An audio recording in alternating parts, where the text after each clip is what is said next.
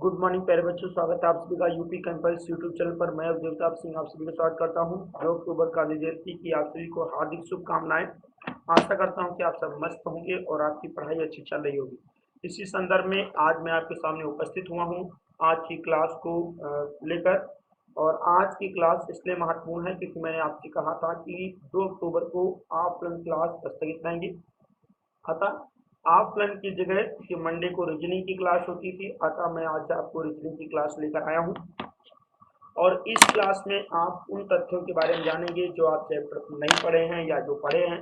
तो पहला जो 10 क्वेश्चन हमारे होंगे वो ब्लड रिलेशन से होंगे। इसके बाद 10 क्वेश्चन हमारे होंगे वो हमारे किससे होंगे, वो हमारे कैलेंडर से होंगे। ठीक है, तो पहले 10 क्वेश्चन की महत्वपूर्ण श्रृंखला में आप सभी स्वागत करता हूँ। पहला क्वेश्चन आपकी स्क्रीन पे आ चुका होगा। आप सभी विद्यार्थी जल्द से जल्द जुड़े। और पहला क्वेश्चन क्या लिखा है? पहला क्वेश्चन है यम पी का पुत्र है, क्यू पौत्री है, ओ की जो पी का पति है, तो बताइए एम का ओ से संबंध क्या है। बहुत बढ़िया, पहले प्रश्न की ओर चलता हूँ। पहला प्रश्न आपकी स्क्रीन पे आ चुका होगा, ब्लड रिलेशन का प्रश्न है और आपको साफ साफ दिखलाई भी दे रहा होगा और मैं आशा करूंगा कि आपको आवाज प्रॉपर मिल रही होगी। एक बार आप सभी विद्यार्थी कमेंट करके ये बता दें कि आपको आवाज प्रॉपर मिल रही, कोई दिक्कत तो नहीं है। बिल्कुल, जो भी विद्यार्थी हमारे जुड़े हैं तो एक बार ये कमेंट करने की बात बिल्कुल ये बताएं कि आवाज प्रॉपर मिल रही कि नहीं मिल रही है।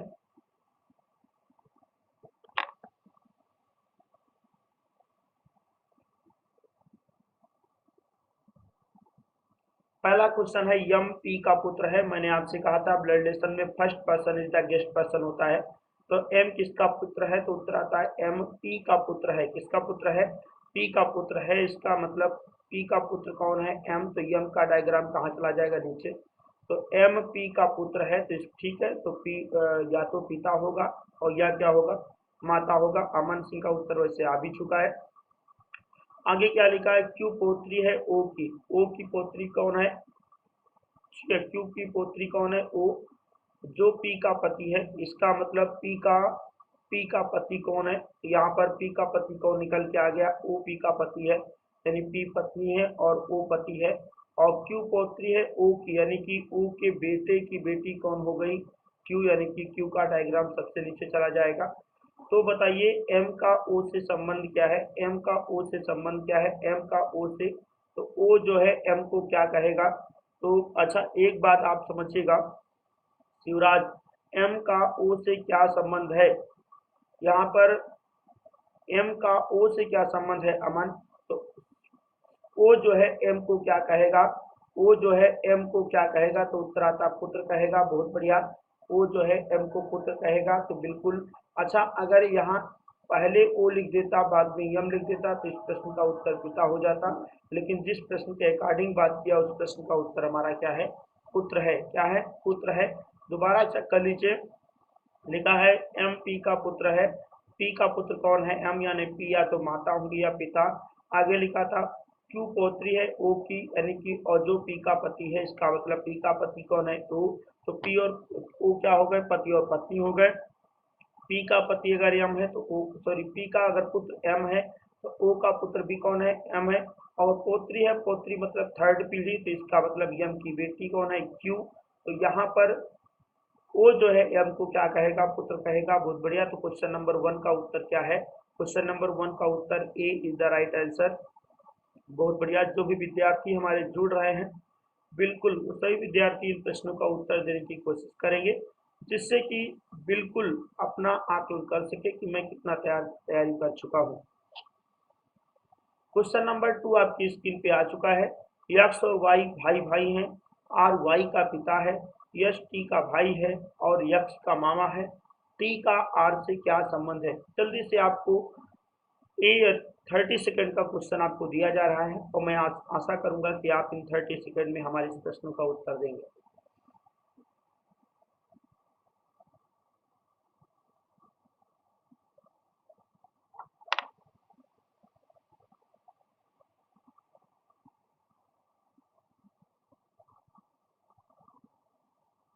बताएं अमन भैया।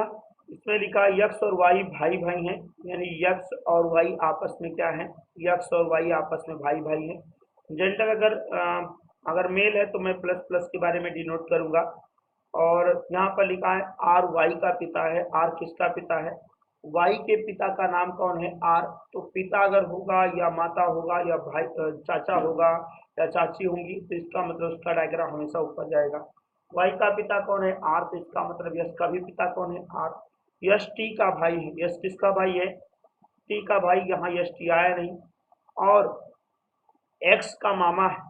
इसका मतलब यक्स का मामा कौन है? मामा हम किसे कहते हैं? तो उत्तर आता है अपनी मम्मी के भाई को मामा कहते हैं। मम्मी के भाई को मामा कहते हैं। तो उसने कहा यश टी का भाई है और यक्स का मामा है। इसका मतलब इनकी कोई मम्मी है और मम्मी का एक भाई है ना। एक्स का मामा कौन है? तो उत्तर आता है एक्स का मामा यहाँ यश है। तो इसका मतलब ठीक है, यश टी का भाई है। तो टी का भाई कौन है? यश है।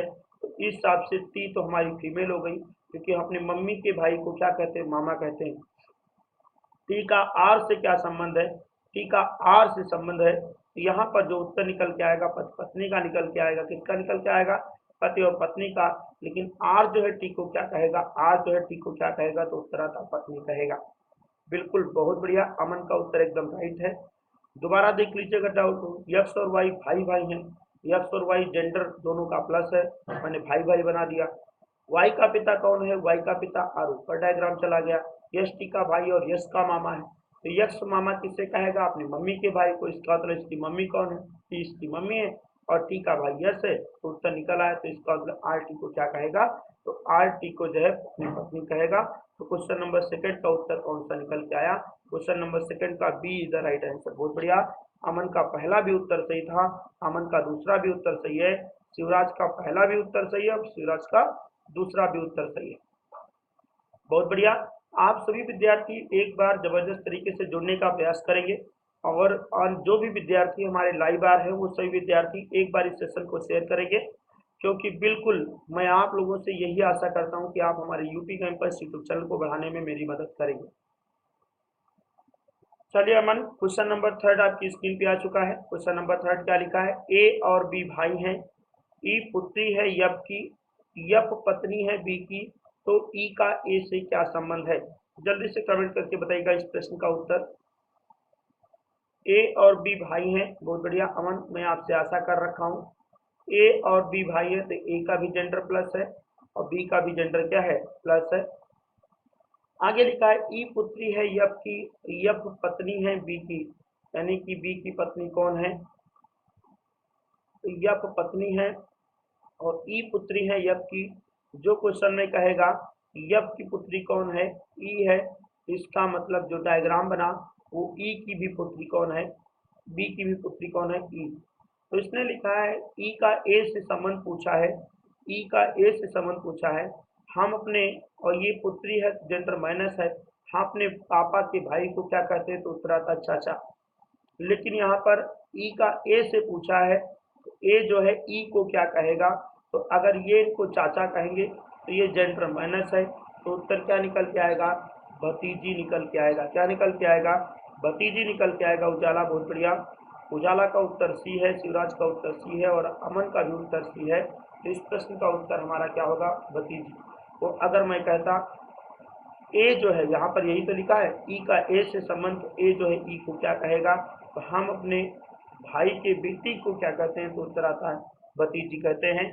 बहुत बढ़िया। विवेक दुबे का उत्तर भी सी है, सुप्रिया का उत्तर सी है, उजाला मैम का उत्तर सी है। तो क्वेश्चन नंबर थर्ड का उत्तर कौन सा सही है? क्वेश्चन नंबर थर्ड का उत्तर सी इज द राइट आंसर। बहुत बढ़िया विवेक।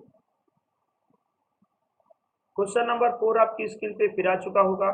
क्वेश्चन नंबर फोर में क्या लिखा है? यम और यप एक विवाहित दंपति हैं, ए और बी बहनें हैं, ए यप की बहन है, तो बी एम की क्या लगती है? जल्दी से कमेंट करिएगा, फिर मैं इस प्रश्न का उत्तर देने के लिए तैयार हूँ।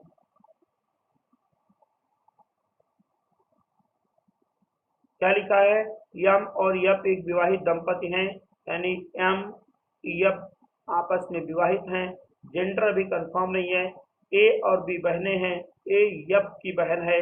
यप की बहन कौन है? तो इसका मतलब यहाँ पर क्या लिखा है?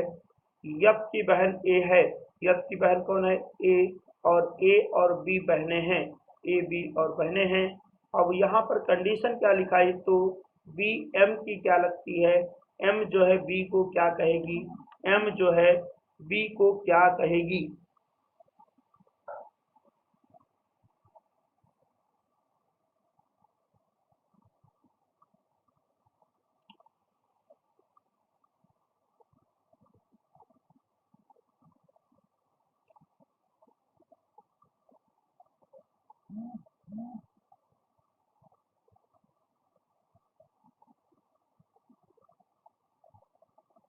तो बी एम की क्या लगती है। अब इसका मतलब यम जो है बी को क्या कहेगी, यम जो है बी को क्या कहेगी। अब इसने कहा तो है यम और यप एक विवाहित दंपति हैं, ए और बी बहनें हैं, ए यप की बहन है, ए यप की बहन है। इसका मतलब जो कंडीशन निकल के आई, क्या यहाँ पर इन दोनों का जेंडर क्लियर हुआ, जेंडर क्लियर हुआ। तो अगर वास्तव में प्रश्न के अकॉर्डिंग दूंगा तो उत्तर दे सकता हूँ। तो इसका मतलब बी बी जो है एम को, या तो वास्तव में अगर ये दोनों विवाहित दंपति हैं तो ये पत्नी होंगे, और ये दोनों बहनें हैं, और इसकी इसकी बहन यप, इसकी बहन यप है। तो अगर ये बहन हुई तो इसका हिसाब से ये कौन हुए, यम बी की क्या लगती है। तो यम बी को क्या कहेगा, या तो बहन कहेगा या साली कहेगा। तो अब कंडीशन जो वास्तव में आना चाहिए अपोजिट से करेंगे। तो अगर मैं बात करूंगा यहाँ पर ए यप की बहन है, एक इसकी बहन है, एफ की बहन है, तो बी एम की क्या लगती, एम जो है बी को क्या कहेगा, एम जो है बी को कहेगा। ऐसी कंडीशन निकल के आई है, तो या तो बहन होगा या तो साली होगा। अमन क्वेश्चन देखिए, यम और यप एक विवाहित दंपति हैं, यम और यप का जेंडर अभी तक क्लियर नहीं। ए और बी बहनें हैं, ए और बी बहनें हैं, ए यप की बहन है, मतलब यप की बहन भी कौन है, ए है। यप की बहन कौन है, ए है। तो बी एम के क्या लगते हैं, बी और यम ना। यम और यप के बारे में हम कोई बात क्लियर नहीं कर सकते, लेकिन कंडीशन क्या है, उसने कहा बी एम की क्या लगती है, लगती है, ये पूछा है। कि इस कंडीशन में जो ये शब्द लिखा है ना, इस कंडीशन में बी एम की क्या लगती है। तो यहाँ पर अगर ऐसी कंडीशन भैया होता अमन, यहाँ पहले यफ लिखा होता, बाद में ए लिखा होता, क्या लिखा होता, पहले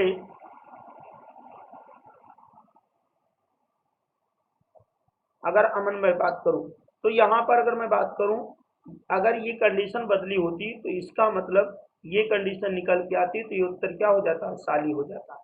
लेकिन प्रश्न के अकॉर्डिंग भी इस प्रश्न का उत्तर क्या होगा, बी ही होगा। क्योंकि कभी कभी कुछ बातें साइलेंट होती हैं, और उन बातों को फिर से आपको दोहरा कर क्वेश्चन करिएगा। तो क्वेश्चन नंबर 4 का उत्तर क्या होगा, B is the right answer. क्या होगा भैया, B is the right answer. चलिए बहुत बढ़िया। क्वेश्चन नंबर 5 आपकी स्क्रीन पे आ चुका है। ए बी का भाई है, ए किसका भाई है, मतलब बी का भाई कौन है भैया, ए। मैंने कहा ब्लड रिलेशन में first person is the guest person होता है। आता हूँ, फर्स्ट पर्सन से किसी भी प्रकार का सवाल जवाब नहीं होगा। ए बी का भाई है, तो बी का भाई कौन है, ए। ठीक, और ए यहाँ पर जेंडर क्या हो जाएगा, प्लस।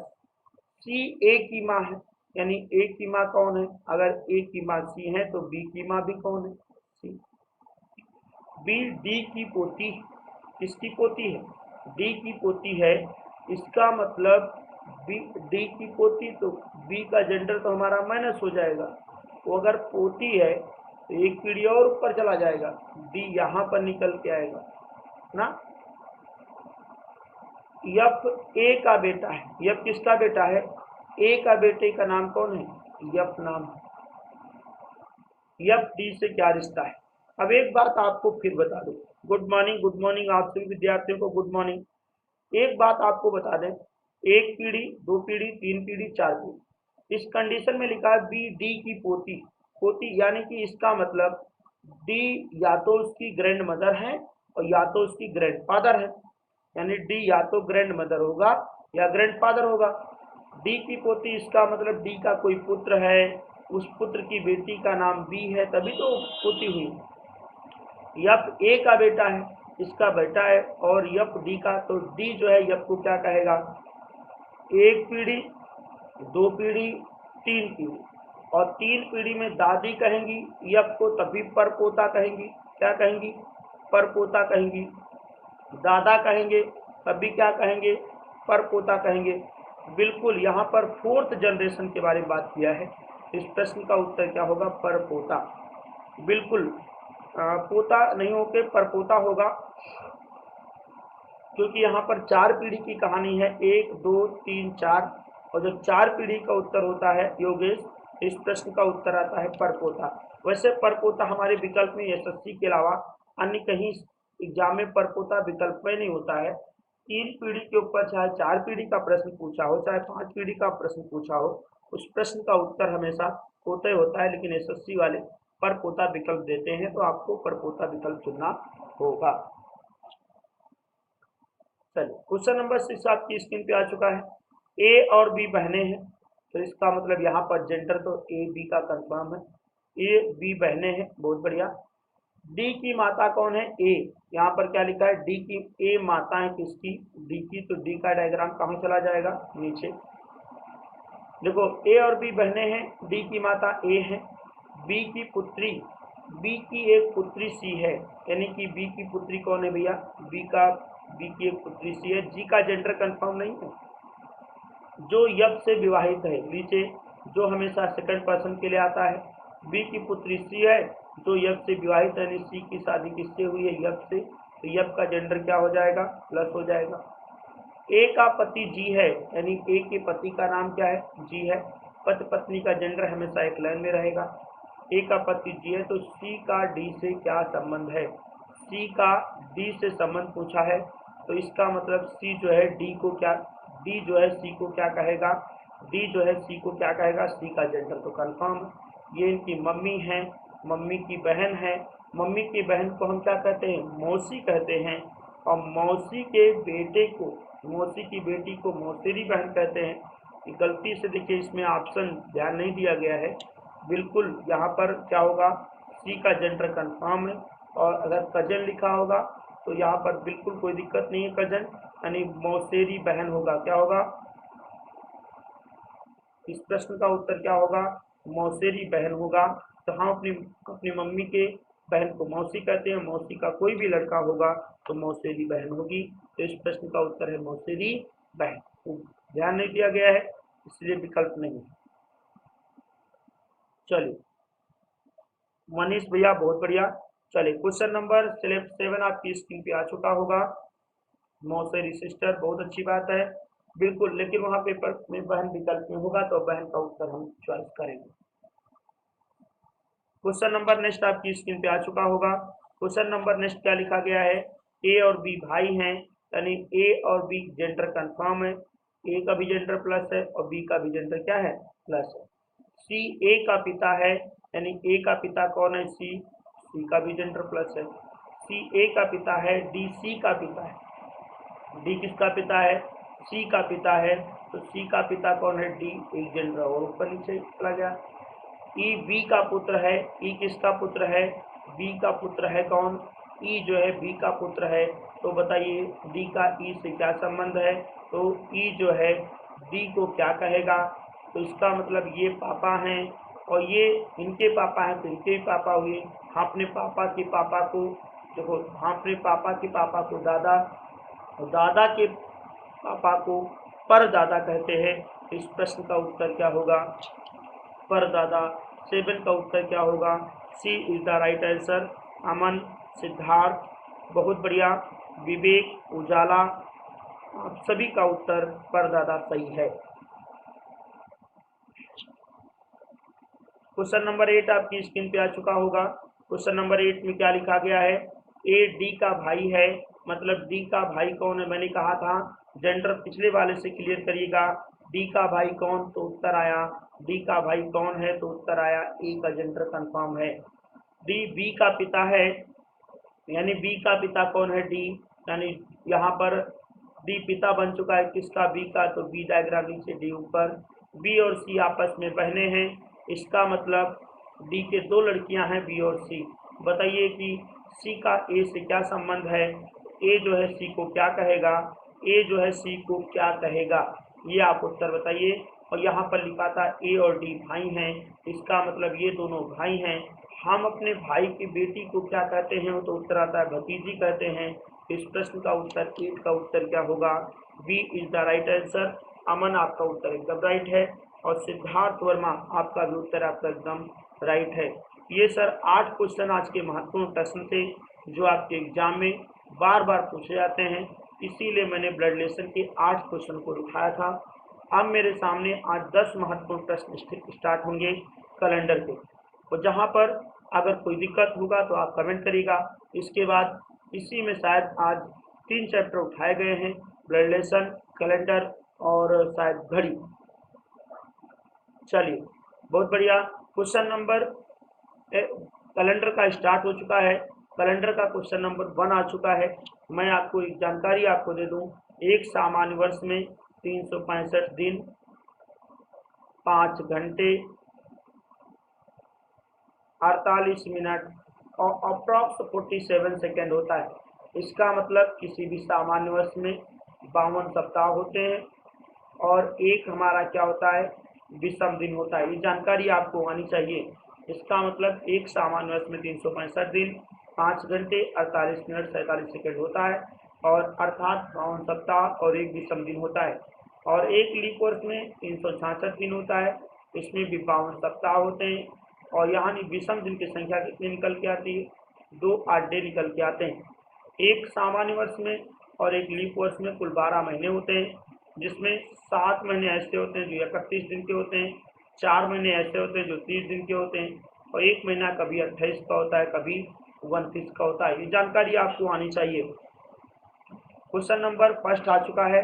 यदि किसी महीने की 3 तारीख को मंगलवार है तो उसी महीने की 29 तारीख को कौन सा दिन होगा। मैंने आपको बताया यदि किसी महीने की 3 तारीख को क्या है, वो बड़ा आसान सा क्वेश्चन है, बस समझना है। 3 तारीख को क्या है भैया, मंगलवार है। इसका मतलब सप्ताह में 7 दिन होते हैं और 7 दिन के बाद वही दिन आता है, तो 3 को अगर मंगलवार है तो 7, 3 में 7 जोड़ेंगे 10 को भी मंगलवार होगा। इसका मतलब 7 के मल्टीपल में कोई भी वैल्यू जोड़े, तो 3 को मंगलवार है तो इसमें 21 दिन बाद फिर मंगलवार होगा, तो 21 और 3 कितना हो गया, 24। 24 को कौन सा दिन आएगा, मंगलवार आएगा। कौन सा दिन आएगा, मंगलवार आएगा। और यहाँ कितनी तारीख लिखी, 29। इसका मतलब 24 में हम कितना जोड़ेंगे, 5 जोड़ेंगे, तभी हमारा कितना वैल्यू बनेगी, 29। अतः मंगलवार में भी 5 जोड़ेंगे, तो मंगलवार में 5 जोड़ेंगे, मंगलवार के बाद क्या आएगा, बुधवार, बृहस्पतिवार, शुक्रवार, शनिवार और रविवार। इस प्रश्न का उत्तर हमारा क्या आ जाएगा, रविवार आ जाएगा। योगेश दोबारा देखिए भैया, बहुत आसान से प्रश्न है, बस ईमानदारी से पालन करना होता है। देखिएगा मैं थोड़ा सा यहाँ स्पेस रख करके आपको बता दे रहा हूँ, कहाँ पर बताऊँ, कैसे क्या बताऊँ।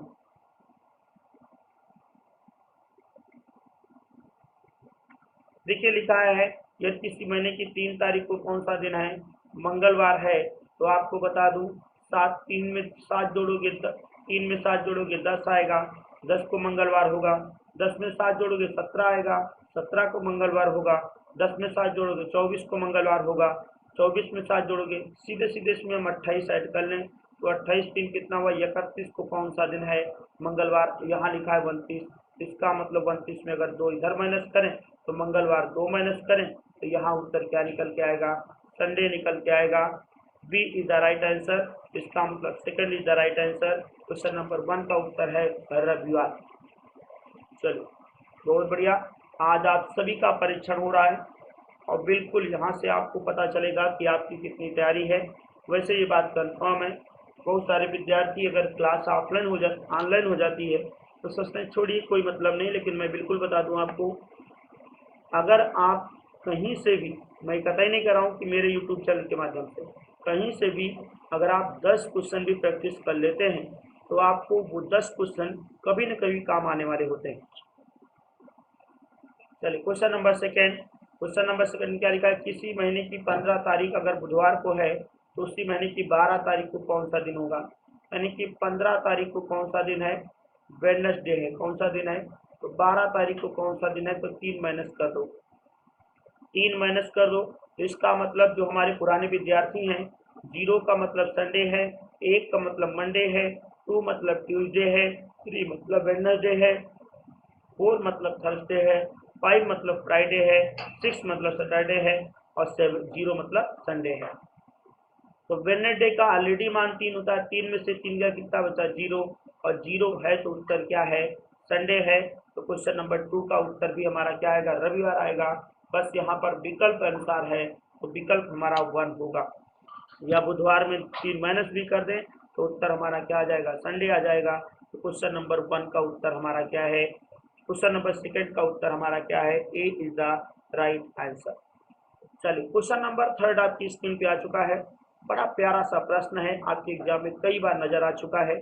जतिन को ठीक से याद है कि उसकी माता का जन्मदिन 12 मार्च के बाद और 17 मार्च से पहले आता है, जबकि उसकी बहन को ठीक से याद है कि उनकी माता का जन्मदिन 10 मार्च के बाद कि 14 मार्च से पहले आता है। मार्च की किस तिथि को उनकी माता का जन्मदिन था। इस प्रश्न का उत्तर मैं आप सभी से चाहूंगा, बिल्कुल आशा कर रखता हूं कि आप हमें इन प्रश्नों का उत्तर देंगे। जल्दी से कमेंट करिएगा। महेश मनीष का उत्तर आ चुका है बी। चलिए एक बार ट्राई कर लेते हैं। उसने कहा कि माता को याद है कि जतिन को ठीक याद है कि माता का जन्मदिन 12 मार्च के बाद यानी कि या तो 13 का होगा या 14 का होगा या 15 का होगा या 16 का होगा। 17 को नहीं हो सकता और 12 को नहीं आ सकता। ये जतिन कह रहा है 12 के बाद होगा और 17 से पहले होगा। इसका मतलब 13, 14, 15, 16 में किसी दिन मेरी माता का जन्मदिन होगा। अगला क्या लिखा है, जबकि उनकी बहन को ठीक से याद है कि, जबकि उसकी बहन को ठीक से याद है कि उनकी माता का जन्मदिन 10 मार्च के बाद, यानी बहन कह रही है नहीं भैया, माता का दिन 10 के बाद है और 14 से क्या है पहले। इसका मतलब 10 को नहीं होगा, 14 का नहीं होगा, या तो 11 का होगा या 12 को होगा या 13 का होगा। जबकि जितिन भैया कह रहे हैं 12 से पहले तो कतई नहीं होगा, 12 काट दीजिएगा। जो दोनों में कॉमन मिल जाए वही इस प्रश्न का उत्तर होगा। अमन कोई नहीं, इस तो बिल्कुल इस बात का उत्तर है, उत्तर तो 13 है और 13 कहीं विकल्प में है नहीं। इस प्रश्न का उत्तर मैं दूंगा इनमें से कोई नहीं। बात समझ में आ गई।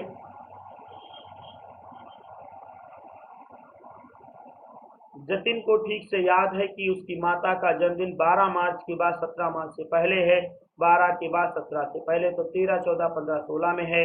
जबकि उसकी बहन को ठीक याद है कि उसकी माता का जन्मदिन 10 मार्च के बाद 10 के बाद है और हमारी 14 से पहले है। 11, 12, 12 से यहाँ है नहीं, 12 से पहले काट दो, 14 के बाद है नहीं तो विकल्प क्या बचा 13। अतः क्वेश्चन नंबर 3 का उत्तर हमारा क्या होगा, ननाब डी। अगर आपको क्वेश्चन नंबर 3 समझ में आ चुका है तो क्वेश्चन नंबर 4 का उत्तर मैं आप सभी से चाहूंगा। चलिए अगर क्वेश्चन नंबर 3 सुप्रिया समझ में आ गया है तो क्वेश्चन नंबर 4 आपकी स्क्रीन पर बहुत आसान है। क्वेश्चन नंबर 4 का उत्तर आप सब दीजिए।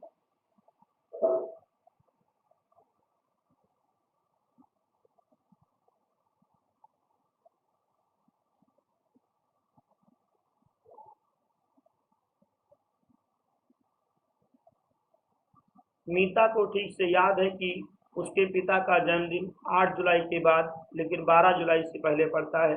जबकि मीता के भाई को याद है कि उसका पिता का जन्मदिन 10 जुलाई के बाद लेकिन 18 जुलाई से 15 जुलाई से पहले पड़ता है। याद कीजिए मीता के पिता का जन्मदिन किस दिन। चलिए अमन का उत्तर है 11 जुलाई। अमन 8 देखिए पहले में क्या लिखा है, 8 जुलाई के बाद मतलब 8 को नहीं होगा, 9 को होगा, 10 को होगा, 11 को होगा, 12 से पहले तो 12 को नहीं होगा। जबकि मीता को भाई कह रहा है नहीं भाई मम्मी बहन 10 के बाद होगा, यानी 10 तक नहीं होगा, या तो 11 का होगा, 12 का होगा, 13 का होगा, 14 का होगा, 15 से पहले। यहाँ 12 के बाद नहीं होगा, यहाँ 10 से पहले नहीं होगा, दोनों में जो कॉमन होगा वही प्रश्न का उत्तर होगा। इस प्रश्न का उत्तर होगा 11 जुलाई, अर्थात B is the right answer. कितनी जुलाई, 11 जुलाई, अर्थात B is the right answer. बहुत बढ़िया मनीष, सुप्रिया, उजाला। मनीष भैया गलत है, इस प्रश्न का उत्तर आएगा 11 जुलाई और 11 जुलाई उत्तर तो बी में है। 10-11 नहीं होगा क्योंकि बात तो कंफर्म है, तो 10-11 होने का कोई मतलब ही नहीं है। क्वेश्चन नंबर 5 मनीष आपकी स्क्रीन पे आ चुका होगा।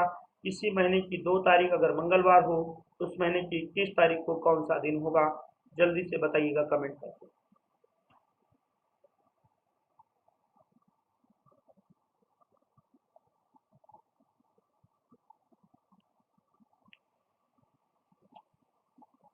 किसी महीने की 2 तारीख को, यानी 2 तारीख को अगर मंगलवार है, मैं बार बार आपसे कह रहा हूँ, आज जैसे कौन सा दिन है, सोमवार है, तो 7 दिन बाद फिर क्या आएगा, सोमवार आएगा। 14 दिन बाद फिर आएगा क्या, सोमवार आएगा। 21 दिन के बाद फिर क्या आएगा, सोमवार आएगा। तो आपको बता दिया किसी महीने की 2 तारीख को अगर मंगलवार है, क्या है, किसी महीने की अगर 2 तारीख को मंगलवार है तो इसका मतलब 7 दिन के बाद फिर मंगलवार आएगा, 14 दिन के बाद फिर मंगलवार आएगा, 21 दिन के बाद फिर मंगलवार आएगा। अगर हम डायरेक्ट इसमें 21 जोड़े तो वैल्यू कितना हुआ, 23। 23 को क्या निकल के आएगा, मंगलवार। बताना 21 को है 2 माइनस किया, यानी कि 21, इधर 2 माइनस किया तो उत्तर आया संडे। इस प्रश्न का उत्तर होगा रविवार, यानी third is the right answer. Supriya Tuesday नहीं होगा, क्योंकि रीजन है 2 तारीख को मंगलवार है, तो 2 को देखो, 2 को अगर मंगलवार है, 7 जोड़ो 9 को फिर मंगलवार आएगा, 7 जोड़ो 16 को फिर मंगलवार आएगा। बताना तो 21 को है, तो 16 में अगर 5 जोड़ें तो 21 होगा, मंगलवार में 5 जोड़ें तो रविवार होगा। अतः 5 का उत्तर क्या होगा, third is the right answer. हमारा क्या आएगा, रविवार इज द राइट आंसर। बहुत बढ़िया, अमन का उत्तर एकदम सही है। उजाला, आप लोग के एग्जाम हो चुके हैं, लखनऊ वापसी हो गई कि अभी नहीं। उजाला सुप्रिया, लखनऊ वापसी हो गई कि अभी बिहार में ही है। चलिए, क्वेश्चन नंबर थर्ड आपकी 6 नंबर स्क्रीन पे आ चुका होगा। आज आपकी श्रृंखला में टोटल 26 प्रश्न लिए गए हैं, जिनमें से आपने 14 प्रश्न ईमानदारी से कर चुके हैं। इसका मतलब आपकी श्रृंखला में अब आपको केवल 12 प्रश्न और करने बचे हैं। चलिए, अगला क्वेश्चन है, अगर किसी महीने की 7 तारीख को शुक्रवार है, यानी 7 तारीख को कौन सा दिन है, शुक्रवार है। ईमानदारी से बार बार कह रहा हूँ, इसीलिए एक प्रकार के क्वेश्चन को कई बार रिपीटेशन किया गया है।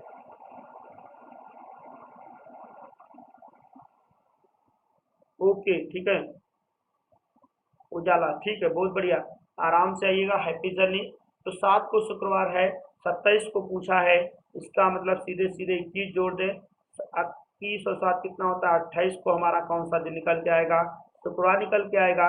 एक सब्ट्रैक्ट करेंगे, उत्तर क्या आएगा, थर्सडे निकल के आएगा।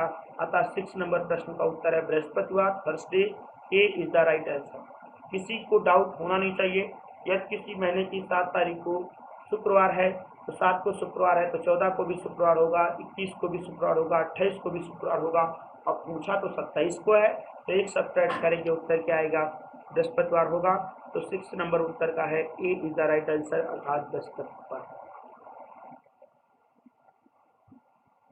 चलिए, बहुत बढ़िया, क्वेश्चन नंबर 9 आपकी स्क्रीन पे आ चुका है। वर्ष 1997 का 1997 को या का 1 जनवरी 1997 को 1 जनवरी अगर शुक्रवार था, तो वर्ष 1998 को 1 जनवरी को कौन सा दिन होगा, जल्दी से कमेंट करिएगा। वैसे अमन उत्तर आप दे सकते हैं, हाँ, बाकी जो विद्यार्थी अगर पढ़े नहीं होंगे तो उनको मैं बता दूंगा। वर्ष 1997 वर्ष 1997 को 1 जनवरी को शुक्रवार था, तो वर्ष 1998 को 1 जनवरी को कौन सा दिन होगा, शुक्रवार होगा कि रविवार होगा कि शनिवार होगा कि सोमवार होगा।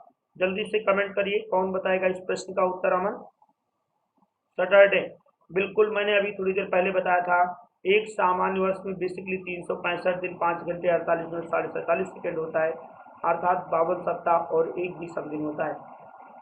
अर्थात 1 जनवरी 1997 का अगर शुक्रवार था, तो सामान्य वर्ष जिस दिन से प्रारंभ होता है उसी दिन पर समाप्त होता है। सामान्य वर्ष जिस दिन से प्रारंभ होता है उसी दिन पर समाप्त होता है। अर्थात 1 जनवरी को शुक्रवार था, तो 31 दिसंबर 1997 को भी क्या होगा, शुक्रवार होगा। अर्थात 1997 के बाद जब 98 आएगा तो शुक्रवार में एक ऐड कर देंगे, तो एक जब ऐड करेंगे तो उत्तर क्या आ जाएगा, शनिवार आएगा। क्या आएगा, शनिवार आएगा। ध्यान रखिएगा, सामान्य वर्ष जिस दिन से प्रारंभ होता है उसी दिन पर समाप्त होता है। अर्थात जब अगला वर्ष आएगा तो जो यहाँ पर लिखा होगा उसमें एक ऐड कर देंगे।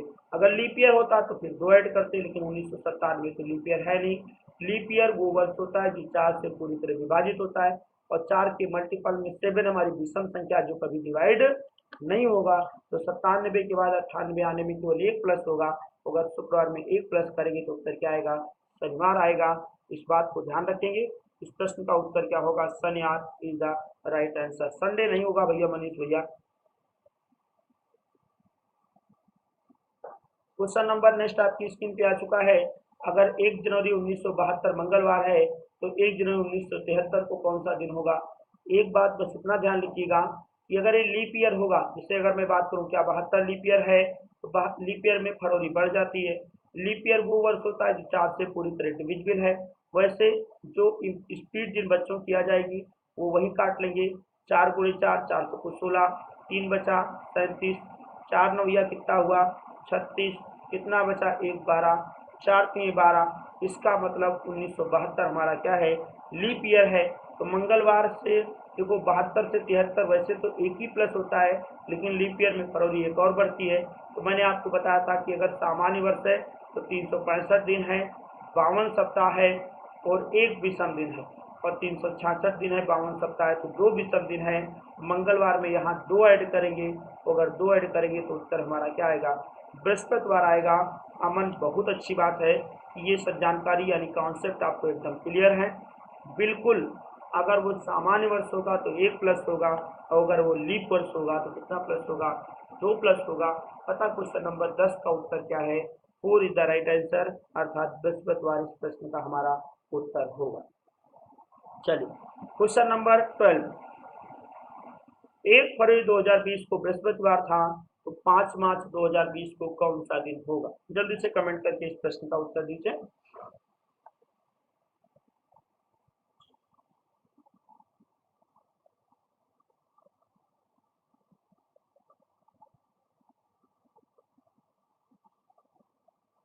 एक फरवरी 1920 को थर्सडे था तो 5 मार्च 1920 को कौन सा दिन होगा। कौन बताएगा इस प्रश्न का उत्तर। चलिए, जैसे मैं बात करूं, पहली बात तो 1920 का लीप ईयर है, तो यहाँ पर बिल्कुल बात आपकी सही है। 4 से 16, 4 3 बचा 32, 4 32 तो लीप ईयर है। तो फरवरी में फरवरी लीप ईयर कब होती है, 29 की होती है। तो अगर 1 फरवरी 1920 को बृहस्पतिवार है तो 1 फरवरी, तो इसका मतलब फरवरी में कितने दिन बचे हैं, तो अभी भी फरवरी में 28 दिन बचे हैं। प्लस फरवरी के बाद क्या आता है, मार्च आता है, तो मार्च कितने हैं 5 तारीख बटे कितना 7, तो इसका मतलब 7 चौक 28 रिमाइंडर 0 5। तो बृहस्पतिवार में हम 5 ऐड करेंगे, कितना ऐड करेंगे, बृहस्पतिवार में अगर 5 ऐड किया जाए तो क्या होगा, शुक्रवार, शनिवार, रविवार, सोमवार, मंगलवार। तो क्वेश्चन नंबर 12 का उत्तर क्या होगा, ट्यूसडे। क्या होगा, ट्यूसडे। सुप्रिया दोबारा देखिए, 1 फरवरी 1920 को बृहस्पतिवार था, 1920 लिखा है तो ये हमारा क्या है, लीप ईयर है। क्या है, लीप ईयर है। और लीप ईयर में फरवरी कितने की होती है, 29 की होती है। कितने की होती है, 29 की होती है। और यहाँ 1 फरवरी 1920 को बृहस्पतिवार था, इसका मतलब अगर 1 को बृहस्पतिवार है, इस बात को ध्यान रखिएगा, 7 28 दिन बाद भी क्या होगा, यानी 29 को भी क्या होगा, बृहस्पतिवार ही होगा। 29 को कौन सा दिन होगा, बृहस्पतिवार होगा। इसका मतलब पूछा है 5 मार्च को, अगर 29 को बृहस्पतिवार है तो 5 और जोड़ो। बृहस्पतिवार के बाद क्या आएगा, शुक्रवार, शनिवार, रविवार, सोमवार, मंगलवार। तो इस प्रश्न का उत्तर क्या आएगा, 12 का उत्तर क्या आएगा, सी इज द राइट आंसर। किसी को डाउट है, देखो 1 फरवरी 1920 को बृहस्पतिवार था, तो इसका मतलब 7 दिन बाद फिर बृहस्पतिवार आएगा, 14 दिन बाद फिर बृहस्पतिवार आएगा, 21 दिन के बाद फिर बृहस्पतिवार आएगा, 28 दिन के बाद फिर बृहस्पतिवार आएगा। तो 1 में 28 जोड़ो तो 29 तारीख को बृहस्पतिवार हो गया, तो 5 मार्च को, तो 29 में मैंने 5 जोड़ दिया, सीधे सीधे उत्तर निकाल लिया, मंगलवार आ गया। चलिए क्वेश्चन नंबर 13,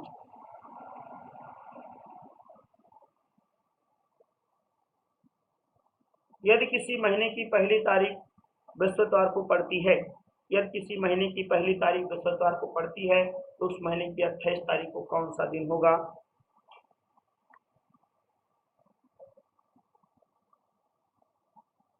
यदि किसी महीने की पहली तारीख बृहस्पतिवार को पड़ती है तो उस महीने की 28 तारीख को कौन सा दिन होगा। यानी कि किसी महीने की पहली तारीख को यानी 1 तारीख को कौन सा दिन है, थर्सडे है।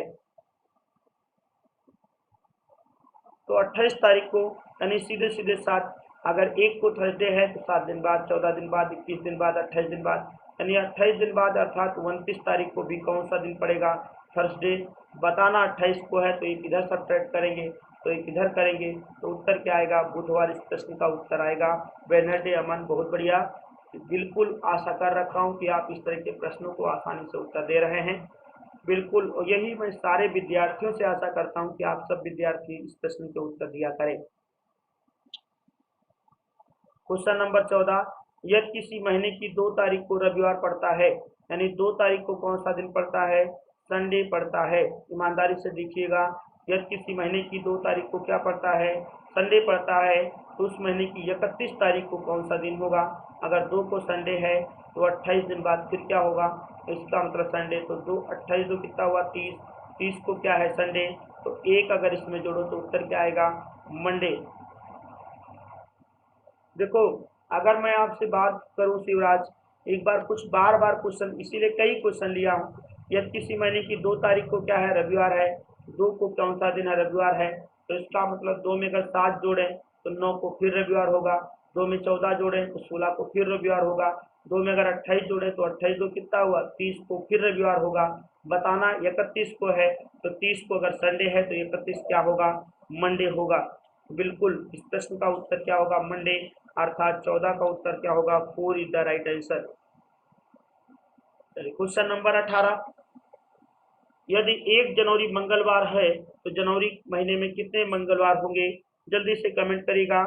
ये क्वेश्चन भी मैं कई बार आपको क्लास में बताया हूँ कि यदि 1 जनवरी को मंगलवार है तो जनवरी महीने में कितने मंगलवार होंगे? 3 होंगे, 4 होंगे, 5 होंगे कि 6 होंगे?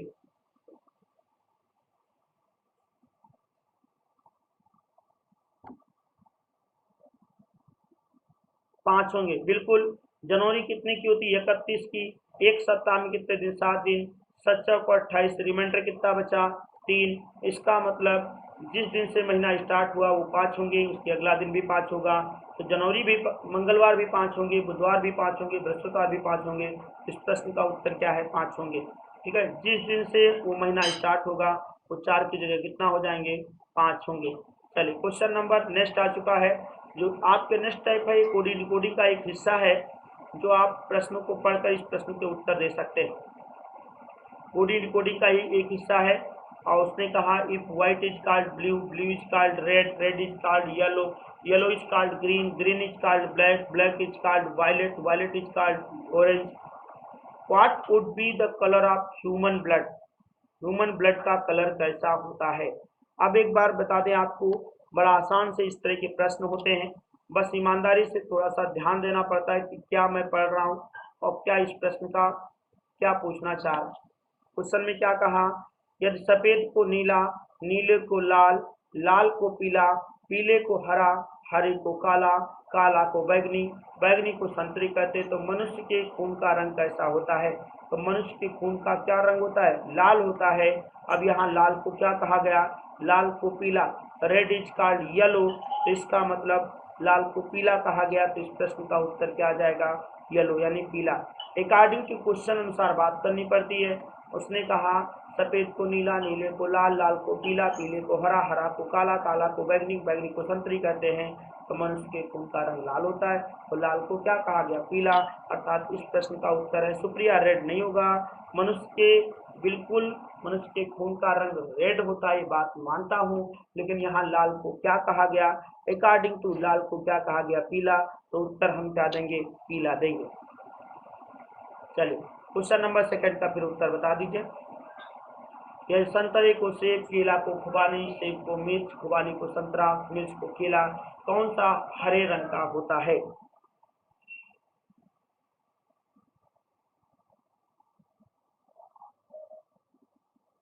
खुबानी एक प्रकार का खाया जाने वाला फल है। अगर आप उसके बारे में जानकारी रखते हैं तब इस प्रश्न का उत्तर आसानी से दे सकते हैं।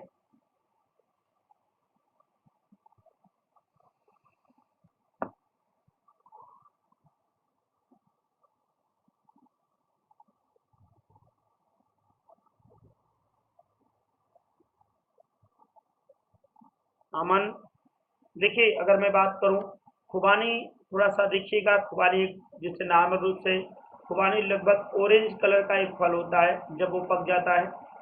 सेब तो आपको पता है। मिर्च आपका, हमें मिर्च किस रंग का होता है? हरे रंग का होता है। और केला किस रंग का होता है? तो उत्तर आता है पीले रंग का होता है। ठीक है, अमन, केला पकने के बाद पीला हो जाता है भैया, बनाना नहीं होगा। मिर्च हरा होता है। ठीक है, देखो मिर्च को हरे रूप में खाया जाता है। केला को पीले रूप में खाया जाता है, खुबानी को ऑरेंज के कलर में खाया जाता है।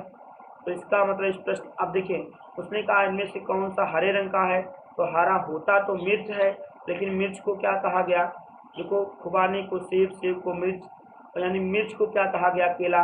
तो अकॉर्डिंग टू प्रश्न उत्तर क्या जाएगा, केला जाएगा। बात आपकी मन सही है, लेकिन क्वेश्चन में क्या सबसे पहले ये जानना है कि हरा होता क्या है। तो हरा होता तो मिर्च है, लेकिन मिर्च को क्या कहा गया, केला। इस प्रश्न का उत्तर क्या आएगा, केला इज द राइट आंसर। अमन उत्तर बिल्कुल आपका सही है, इसमें कोई नो डाउट। बस हमें ये बताना चाह रहा था कि खुबानी ऑरेंज कलर का होता है, सेब रेड हो जाता है, लाल हो जाता है, मिर्च हरा होता है, केला पीला होता है, लेकिन मिर्च को कहा गया केला। तो इस प्रश्न का उत्तर है बनाना, अर्थात पीला। चलिए बहुत बढ़िया। क्वेश्चन नंबर नेक्स्ट, यदि बैट को रैकेट, रैकेट को फुटबॉल, फुटबॉल को शटल, शटल को लूडो तथा लूडो को कैरम कहते हैं, तो क्रिकेट किसके साथ खेला जाता है।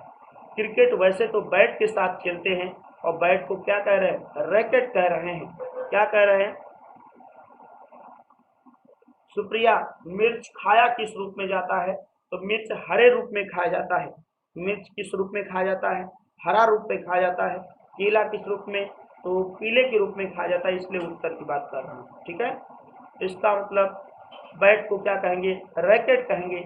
इस प्रश्न का उत्तर आपका क्या आ जाएगा, रैकेट आ जाएगा। अब आज आपके सामने तीन प्रश्न घड़ी के, सॉरी दो प्रश्न आपके घड़ी के चैप्टर के हैं, और एक प्रश्न आपका कोडिंग डिकोडिंग है। इसके बाद की आज की श्रृंखला समाप्त करूंगा। पहला क्वेश्चन घड़ी का आ चुका है, यदि किसी घड़ी में 12:45 हुए हैं, तो घंटे व मिनट के मध्य कितने डिग्री का कोण बनेगा। जल्दी से कमेंट करके उत्तर दीजिएगा अमन।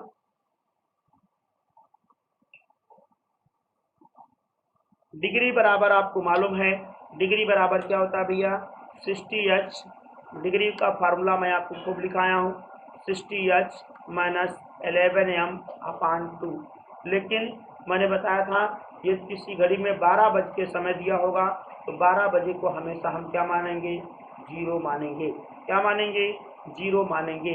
अर्थात 60 इंटू जीरो माइनस 11 इंटू 45 अपान 2। जीरो को किसी संख्या से मल्टीप्लाई करते हैं तो उत्तर क्या आता है, जीरो। 11 को मल्टीप्लाई करेंगे, 11 5 55 के 5, 11 चौक 44, और 44 5 कितना हुआ, 49/2। 2 दूनी 4, 2 दूनी 4, 2 चाके 8, 2 सत्ती 14, 2 पंचे 10। इसका मतलब इस प्रश्न का उत्तर आएगा A is the right answer, 247.5 degree. दोबारा समझिए, यदि किसी घड़ी में 12 बजकर डिग्री पूछा है, तो 12 बजे को हमेशा हम शून्य मानेंगे। 60h 60 इंटू 0 माइनस 11 इंटू 45 अपान 2। 11 को मल्टीप्लाई किया, 11 पचे 55 के 5 ना, 11 चौक 44, 5 49/2। इस उत्तर आएगा 247.5 डिग्री। इस प्रश्न का उत्तर होगा ए इज द राइट आंसर। चलिए क्वेश्चन नंबर सेकेंड का उत्तर दीजिए हमें।